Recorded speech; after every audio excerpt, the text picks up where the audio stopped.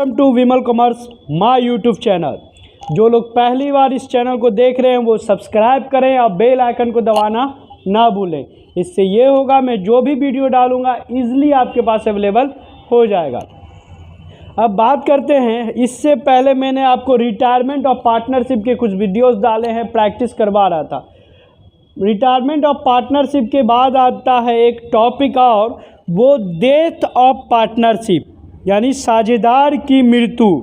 Simple भाषा में बोले तो साझेदार की मरनी, मर गया साझेदार जो था वो मर गया।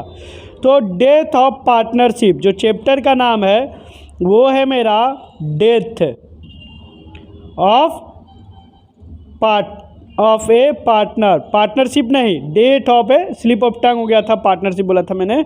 डेथ ऑफ ए पार्टनर, एक साझेदार की मृत्यु। ऐसा थोड़ी होगा बिजनेस में कि सारे के सारे पार्टनर एक बार में मर जाएंगे, ऐसा नहीं होता।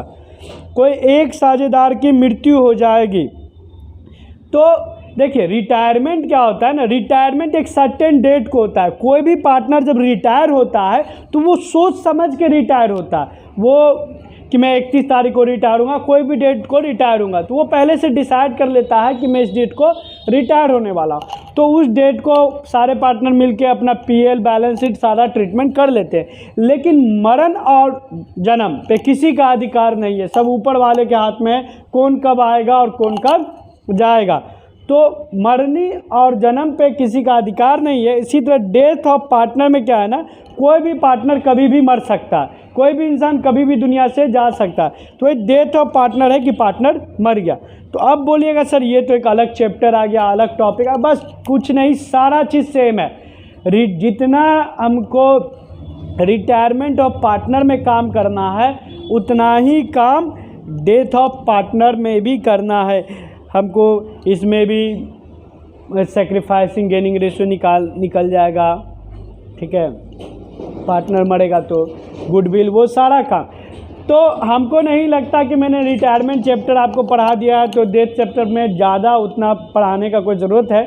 बस एक टॉपिक जो मेन टॉपिक है वो बताओ, कैपिटल अकाउंट। आप बोलिएगा सर तो रिटायरमेंट का आपने कैपिटल अकाउंट बनाना सीखा है, तो डेथ का कैपिटल अकाउंट आप बना लीजिए, खाना ईजिली है। हाँ, फ़र्क क्या है, रिटायरमेंट का जो कैपिटल अकाउंट हमने बनाया था और रिटायरमेंट कैपिटल अकाउंट में क्या हुआ था, रिटायरमेंट का पेमेंट हुआ, राइट। रिटायरमेंट कैपिटल अकाउंट बना था और पेमेंट हुआ था लोन, पार्टनर को लोन पेमेंट किया गया था लोन के रूप में। लेकिन जब कोई पार्टनर डेथ कर जाता है, जब कोई पार्टनर मर जाता है, तो कैपिटल अकाउंट के जगह पे आप कह सकते हैं या कैपिटल अकाउंट बनाएंगे तो उसका जो भी पैसा होगा वो उसके एक्स्ट्री अकाउंट यानी उसके उत्तराधिकारी को मिलेगा। किसको मिलेगा? उत्तराधिकारी को, ठीक है। इस तरह को तो उसका अकाउंट बनाना पड़ेगा। जो भी कैपिटल अकाउंट जैसे बनता है, अब मैंने कैपिटल अकाउंट का क्या ट्रिक बनाया, जिस भी कारण से कैपिटल बढ़ेगा डेबिट, जिस भी कारण से घटेगा क्रेडिट, ठीक है। जिस भी कारण से कैपिटल बढ़ेगा क्रेडिट और जिस भी कारण से घटेगा डेबिट, स्लिप ऑफ टंग हो गया था। तो यानी कैपिटल का वैल्यू बढ़ेगा क्रेडिट, कैपिटल का वैल्यू घटेगा डेबिट। तो ये आप लोग को बनाने आता है। तो मेन सबसे बड़ा प्रॉब्लम क्या होगा, प्रॉफिट का। उसमें तो अब पीएल बना रहे हैं, बैलेंस शीट बना रहे हैं, एक कोई भी पार्टनर अब एक डेट सर्टेन सुनेगा कि क्वार्टरली, ईयरली या साल के अंत में हम रिटायर हो रहे हैं। लेकिन मरने का तो कोई नहीं, कोई कभी भी मर सकता है। तो कुछ एग्जांपल्स का हम प्रैक्टिस करते हैं रिटायरमेंट ऑफ पार्टनर का, कि पीएल वगैरह निकालने का, ठीक है। तो देखिए एक क्वेश्चन दिखाता हूँ मैं आपको। यहाँ क्वेश्चन है, share of profit of base of average profit. कह रहा है Ram Manohar and Joshi were partner. Ram Manohar and Joshi were partner in a firm. Joshi dead on 28 फरवरी। जोशी 28 फरवरी को मर गया, 2017। He share of profit from the closure of the last accounting year, और last accounting year का till death was to be calculate on the base of average of 3 computed year.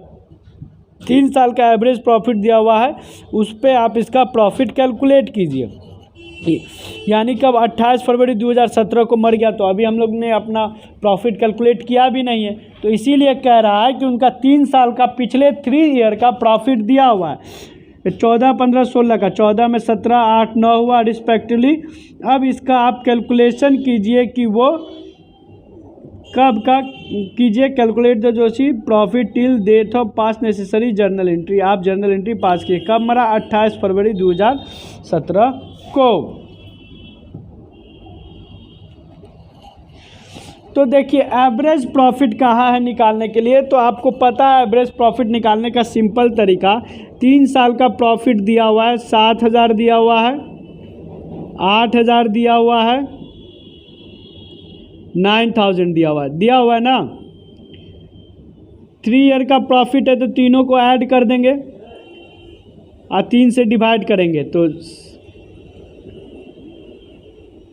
24,000, ठीक है। 8 और 8, 7, 15 और 9, 24, 3 तो 24 को 3 से डिवाइड करेंगे तो 8,000। तो एवरेज प्रॉफिट मेरा आ गया 8,000। एवरेज प्रॉफिट कितना आ गया मेरा? 8,000। अब जो है क्वेश्चन में कुछ नहीं बोला है कि फाइनेंशियल ईयर है या कैलेंडर। और एक चीज़ आप देख लीजिएगा क्वेश्चन में क्या बोला गया है, 2014 का प्रॉफिट सीधे दिया है, 2015 का प्रॉफिट बताया है और 2016 का प्रॉफिट बताया। 2014, 2015, 2016 का प्रॉफिट बताया। इसका मतलब ये कैलेंडर ईयर है। क्यों? अगर फाइनेंशियल ईयर होता ना तो 14-15 बताता, 15-16 बताता, 16-17 बताता। जब इस तरीके से बोलता तो हम फाइनेंशियल ईयर समझते हैं, लेकिन 14, 15, 16 बता रहा है तो ये मेरा कैलेंडर ईयर है, तो कोई डाउट नहीं है। तो कैलेंडर ईयर से 28 फरवरी को कोई मर रहा है, किसी की मृत्यु 28 फरवरी को हो जाएगी, तो वो इस साल कितने महीना जिंदा रहा? 2017 में वो जनवरी और फरवरी जिंदा रहा, यानी जनवरी टू फरवरी, ठीक है। 1 जनवरी से 28 फरवरी तक वो जिंदा रहा, ठीक। और जनवरी में ही हम डेथ चैप्टर पढ़ा रहे हैं, क्वेश्चन में लिखा हुआ है, ऐसा टेंशन नहीं लेना है, ठीक है। तो 8,000 हो गया मेरा एवरेज प्रॉफिट 3 साल का। अब 28 तो कितना महीना हो गया? 2 महीना। अब एक साल में कितने महीने होते हैं? एक साल में 12 महीने होते हैं, तो इसको डिवाइड कर देंगे, कट करेंगे तो रेकरिंग में मेरा आंसर आया 1333.33 आ गया। अब जब मेरा प्रॉफिट पता चल गया कि 2 महीने का ये पूरे बिजनेस का प्रॉफिट निकला, तो अब जो पार्टनर जोशी जो डेथ कर रहा है तो जोशी ही शेयर्स ऑफ जोशी निकाल लेंगे। जो पार्टनर डेथ कर रहा है उसका शेयर क्या होगा? उसका प्रॉफिट था हमारा, प्रॉफिट क्या बोला था कि इक्वली, प्रॉफिट इक्वली हो जाएगा, ठीक है। क्वेश्चन में कुछ नहीं बोला है तो सिंपल आप इक्वली बांट दीजिए, तो 1/3, तो जोशी का शेयर 1/3 हो जाएगा। इसको 3 चुके जब 12, तो इस तरह करेंगे तो 444.44, तो इसको आप लिख सकते हैं 444 भी लिख सकते हैं, ठीक है। पॉइंट हटा दीजिए, मैंने बताया कि पॉइंट के बाद अगर 4 तक का वैल्यू है तो 0, अब 5 से 9 तक का वैल्यू है तो 1 रेकरिंग ले लेते हैं, ठीक है। तो इसका प्रॉफिट कितना हुआ जो पार्टनर डेथ कर रहा है? 4। तो अगर इसका जर्नल एंट्री करने आपको बोला जाता तो आप क्या करते?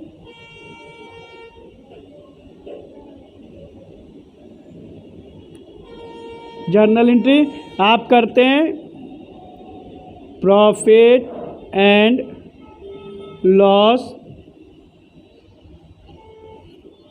Suspense account debit to Joshi capital account.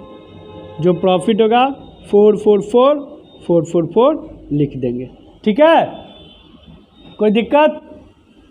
एक और क्वेश्चन हम लोग देखते हैं on the base of profit का ही क्वेश्चन है हमारे यहाँ पे देखिएगा। A, B and C are a partner in a firm sharing profit in 3:2:1 ratio. The firm close its book on 31st March every year. हर एक साल के अंत में 31 मार्च. Die on 12/6/2019. 12 जून यानी जून के 12 तारीख को, तो बीच का डेट बता रहा है. On A death he share in profit of the firm till the time of death. जिस डेट को मरा उस डेट का प्रॉफिट निकाला. Was to be calculate on the base of previous year profit 3 lakh. पिछले साल के प्रॉफिट जो 3 लाख उसका calculate a share the profit of firm pass necessary journal entry. तो ए का जो शेयर है वो निकालिए. पिछले साल का प्रॉफिट 3 लाख है. ठीक है, पिछले साल का प्रॉफिट मेरा 3 लाख है. तो इस साल का प्रॉफिट तो है प्रीवियस ईयर का मेरा कितना, प्रॉफिट ऑफ प्रीवियस ईयर कितना है 3 लाख.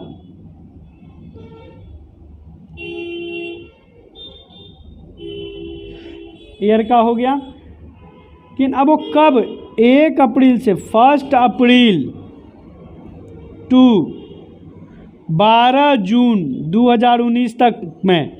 तो अब इसमें देखिए डेट दे दिया 12. अगर 30 जून देता या 1 अप्रैल देता तो आपको मंथ निकालने में दिक्कत नहीं होता. अब आपको हो रहा है कैसे करें सर, तो यहाँ डेज पे काम करेंगे. पहला मंथ वाला मैंने बता दिया, अब डेज वाला बताता हूँ. अब यहाँ देखिएगा वर्किंग नोट करता हूँ मैं. अप्रैल में 1 अप्रैल से, तो अप्रैल में कितना दिन होता है 30 दिन. उसके बाद मई में कितना दिन होता है 31 दिन 31. मई में 31 डेज होता है, अप्रैल में 30. वो मरा कब 12 जून, तो 12 यानी टोटल इस साल वो 73 डेज जिंदा रहा, 73 डेज. ठीक है, तो आप आराम से कर सकते हैं एज शेयर ऑफ प्रॉफिट निकालने के लिए आप आराम से कर सकते हैं ना. 3 लाख इंटू 73 डेज. ठीक, एक साल में 73 दिन जिंदा रहा वो. अब एक साल में कितने दिन होते हैं 365, 365 दिन. एक साल में 365 दिन होते हैं. ठीक है, आप बोलिएगा सर 366 दिन भी तो होते हैं, लेकिन वो लीप ईयर में होते हैं. और लीप ईयर आपको निकालना, जो साल जैसे कि ये 2019 है, अगर 2019 से पूरी तरीके से 4 से कट जाता तो लीप ईयर होता. और 2019 में 29 फरवरी नहीं, सिर्फ फरवरी 28 दिन का है. ठीक है, तो इसलिए 365 ही होगा यहाँ पे. तो डिवाइडेड बाय 365. अब इतना निकालने के बाद हम चाहें तो शेयर ऑफ प्रॉफिट निकाल सकते हैं. लेकिन सिंपल एक और ट्रिक है कि जब हमको सीधे शेयर निकाल, तो इसका शेयर भी हमको मालूम है. इस शेयर कितना बोला है, ए बी सी तीनों पार्टनर है, तो 3:2:1. 3:2:1 में ये लोग अपना प्रॉफिट बांटते हैं. तो ए का शेयर कितना हो जाएगा 3/6 हो जाएगा. हो जाएगा ना. खत्म कुटिन 2 काट दीजिए 1.5 लाख. कट उठ के आपका 30,000. तो ए का शेयर कितना हो गया प्रॉफिट में 30,000. अब जर्नल एंट्री आप आराम से जो ऊपर बताएं वही जर्नल एंट्री होगा. जर्नल एंट्री क्या होगा, profit and loss suspense account debit to A's capital account.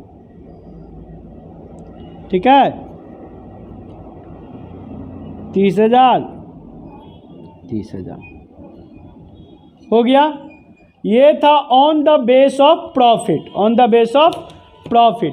अब क्वेश्चन में क्या आएगा, on the base of sale भी रहेगा. ठीक है, सेल से भी, यानी कि सेल मान के सेल बताए और आपको बोले क्वेश्चन बनाए. तो देखिए कुछ नहीं, एक एग्जांपल प्रैक्टिस करते हैं. एग्जांपल क्या है, X, Y and Z are in the partner sharing profit in the ratio 5:3:2 respectively. Account are closed on 31 मार्च. बंद होता है 31 मार्च को. 5-3-2 उसका प्रॉफिट रेशियो है XYZ का. Sale of the year 18-19 amount 15 lakh. Sale कितना हुआ है 15 लाख का. और Y dead on 30 June 2019, Y 30 June 2019 को मर जाएगा, मृत्यु होगी उसकी। And up to this date the firm sale 5 lakh, और इस डेट को 5 lakh. The profit for the year 2018-19 amount of 3 lakh.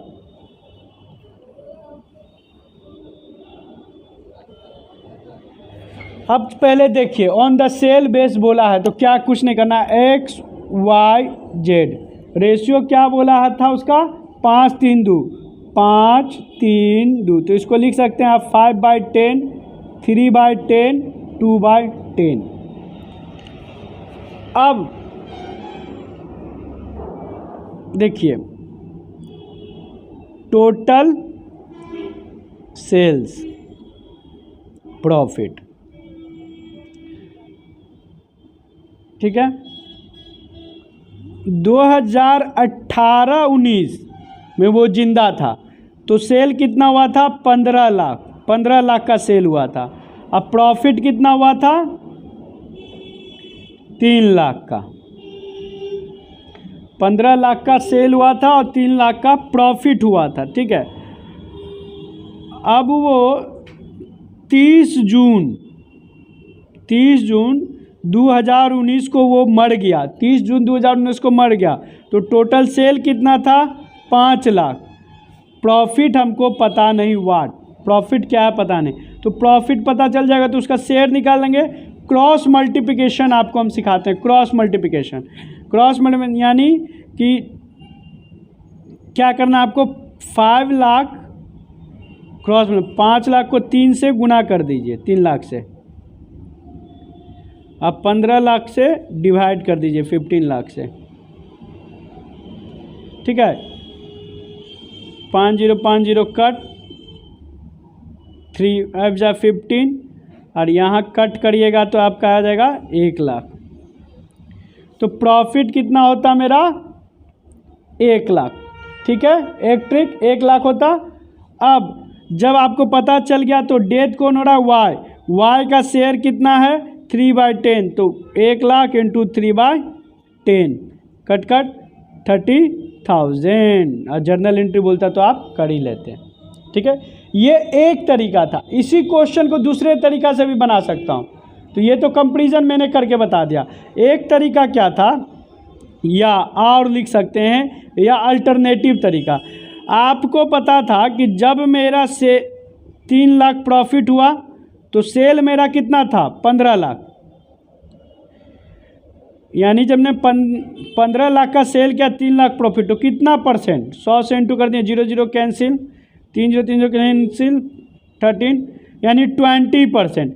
यानी पिछले साल मैंने अपने सेल का 20% प्रॉफिट लिया था। तो अब इस साल मेरा 5 लाख सेल है तो 5 लाख का 20% कितना हो जाता 1 लाख।